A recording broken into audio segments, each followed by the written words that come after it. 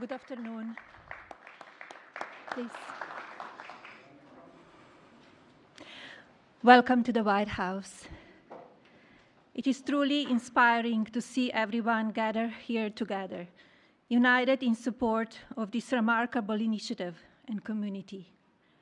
As I stand here and observe the audience, I recognize the vital importance of each one of you to this mission, to our future generations.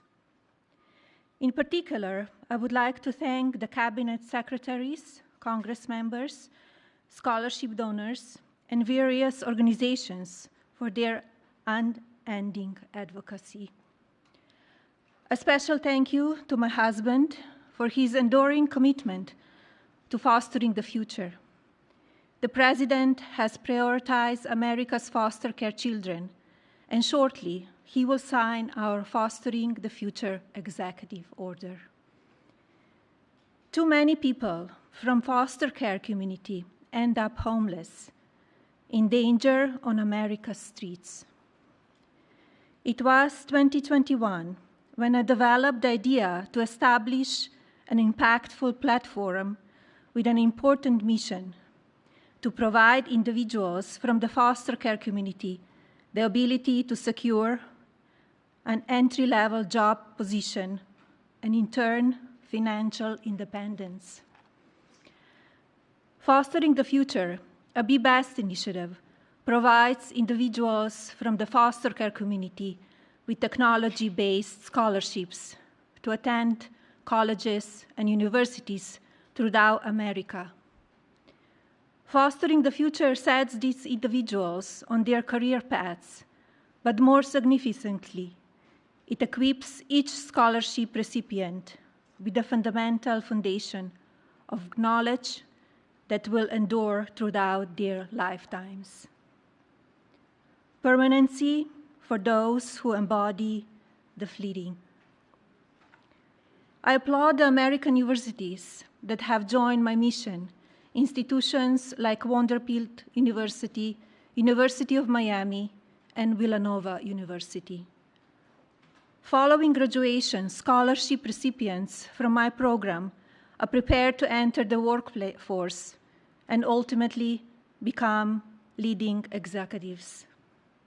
Predictably, they will manage thousands of employees and generate significant value for American communities through job creation, access to healthcare, food security, and other societal benefits. This executive order, Fostering the Future for American Children and Families, gives me tremendous pride. It is both empathetic and strategic. It will certainly be impactful. It aims to establish a comprehensive network connecting federal departments and agencies, private sector's businesses, higher learning institutions, and charitable organizations. This will create new educational and employment opportunities countrywide. Our faith-based organizations will continue playing a vital and consequential role.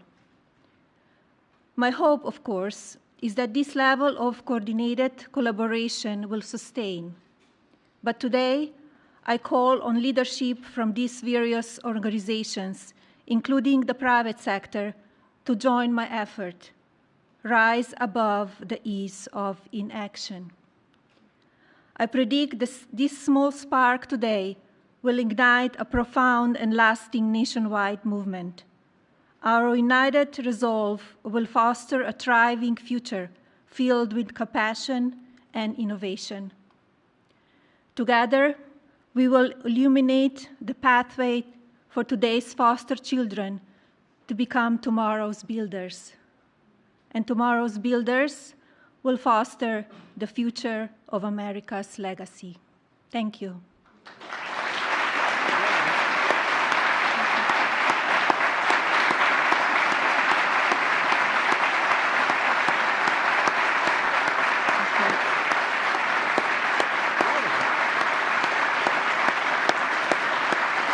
It is my pleasure to introduce my husband, the President of the United States, Donald J. Trump.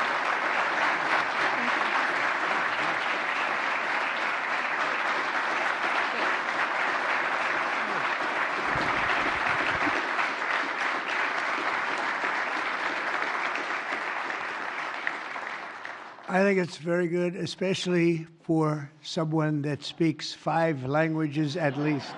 I think that's pretty amazing. I couldn't do it. I couldn't do it. Yes,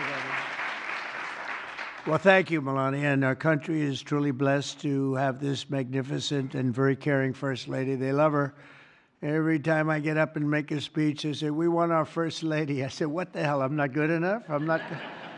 But thank you very much. Great job. And it's great the work you do in so many ways. This afternoon, I'm delighted to sign a historic executive order building on the Fostering the Future initiative to make America's foster care system better, fairer, and more effective than ever before. And it's been effective, but it's moving in a very strong direction. All of this has been made possible by Melania's incredible devotion to America's youth. Spends a lot of time on it and loves it, and along with our great Usha, you spend so much time, and what a combination. First Lady, Second Lady, what a combination. Thank you.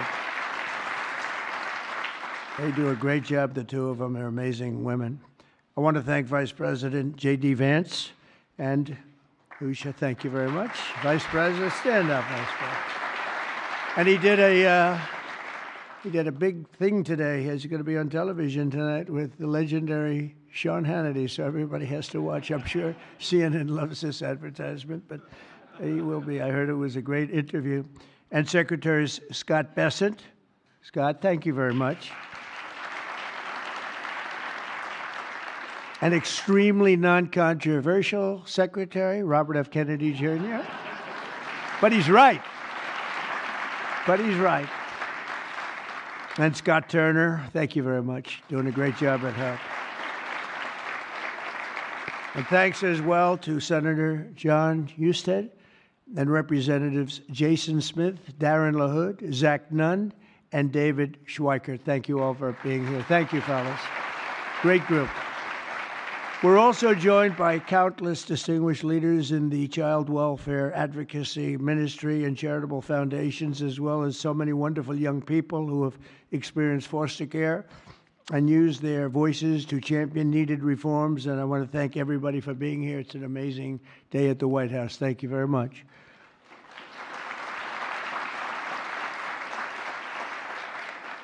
And right behind me, by the way, in about 2 years from now, we'll use a much bigger room because we had to turn away a lot of people. And it'll be right here. This will be the entrance. That's a knockout paddle. It's called a knockout. It looks pretty nice right now, but it's going to look a lot better in a little while. And we're going to go from this room into a room that seats a few more people, and it's going to be beautiful. But I just noticed I happen to be standing here, Peter, and I thought I might as well get you a shot right now. A nice, beautiful shot at the future entrance to something that's really become very popular, the ballroom. They've wanted it for 150 years, and they're getting it, and they're getting the best. It'll be the best anywhere in the world. Each year, more than 15,000 young people age out of the foster care system, and unfortunately, too many struggle to become self-sufficient. The order I will sign in a few moments will provide vital new resources to help young people transition out of the foster care system and live a very happy and a very successful life, very, very successful. With this order, I'm directing the heads of the key federal departments and agencies to establish a Fostering the Future program in coordination with our wonderful First Lady's office. They're coordinating, and they've already been coordinating for quite some time, and I think I hear it's going really well. You're going to have when she gets involved in things, it works, I can tell you that.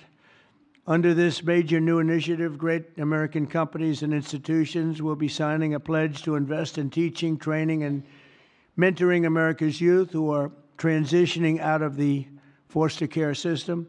This will help provide jobs, education, and personal development opportunities to fantastic young people who truly need and deserve them, and they're going to get them. A terrific example of the impact these programs can have is Eric Alvarez from Omaha, Nebraska, who is with us today. Where's Eric? Where is he? Stand up. Good-looking guy. Good-looking guy. Eric and his siblings were placed in foster care for a year when he was 9. He entered the child welfare system again when he was 15, and today he credits a mentoring and mentorship and work experience program for foster youth with helping him to finish high school and start his adult life. And he did really well in high school, by the way, really a great student. But he starts life on the right foot, right? Wouldn't you say? I mean, I think you better say yes, otherwise I'm in big trouble. Otherwise, I'm all by myself up here, Eric. That would be good.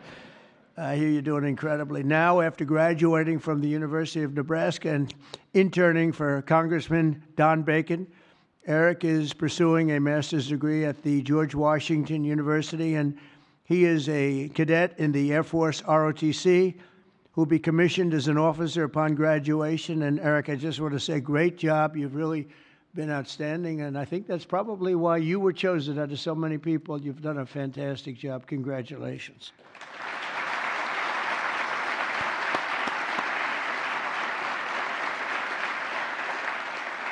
The new initiative we're establishing will also create an opportunity for foster youth to take full responsibility of the federal tax credit scholarship program established by the One Big Beautiful Bill.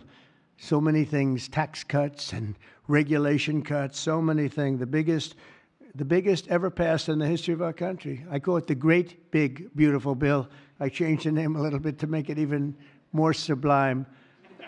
But it is, there's so many things in there for everybody. We had a choice. We could have done it in 9 different bills or try for the one, and everybody said, no, let's do it in 9. It'll be easier. Actually, it wouldn't have gotten done.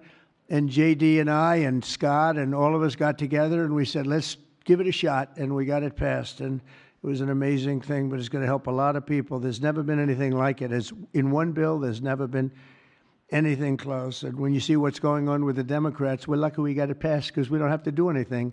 All we have to do is implement it now, and we'll be implementing it all over the place.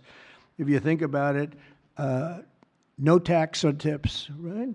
No tax on Social Security, all of the different things, no tax on overtime. You get deductions if you buy a car. You take an interest rate deduction, an interest deduction against your income tax. It's never happened. Nothing like this has really ever been approved to this extent.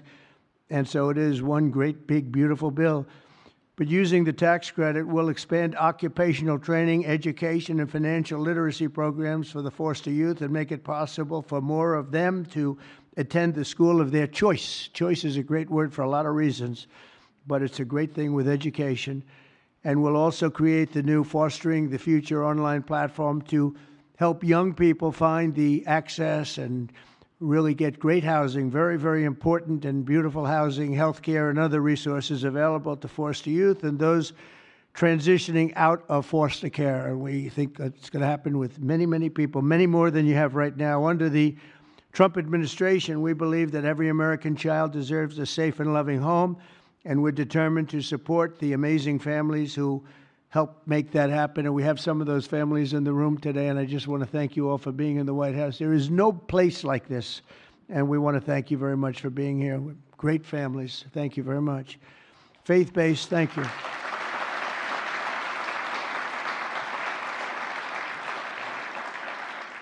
Faith-based nonprofits are the nation's most trusted institutions, interacting with the foster care system and practicing Christians and more. Think of this, more than twice as likely foster care. They'll adopt the general population. They adopt to it so easily.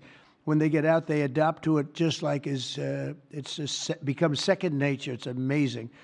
Yet radical left policies in states nationwide make it much harder, not easier, for those families to open up their homes. But we're working on that. We're dealing with the radical left. It's not easy, but we're winning, and we're winning big. That's why with the order that we're doing today, we're taking the ridiculous woke policies that discriminate against Christians and families of faith. As president, I will always stand by us. We will stand by our country, and we will stand for religious liberty. So important. We stand for religious liberty. The Bible tells us, thank you. Thank you.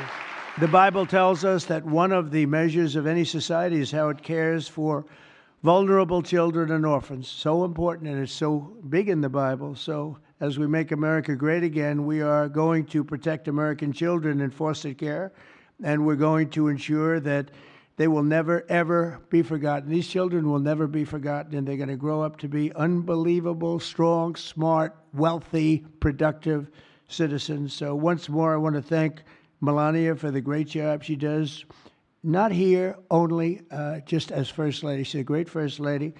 And I want to thank you very much, honey, and the foster families and leaders here today. You're very special people, and we're going to work together, and we're going to have some absolutely incredible results. Thank you all for being here. Thank you very much. Thank you.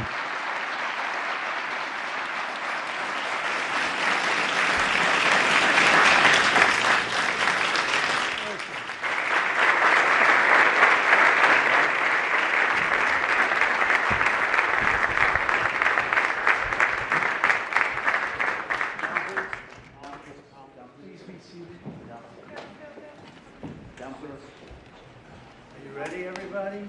This is it. Too late to change after. Should we sign it? Yes. All right. Susie, do we sign this? Good. You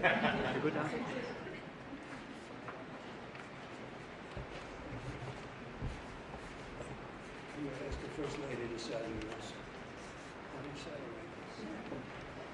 Okay.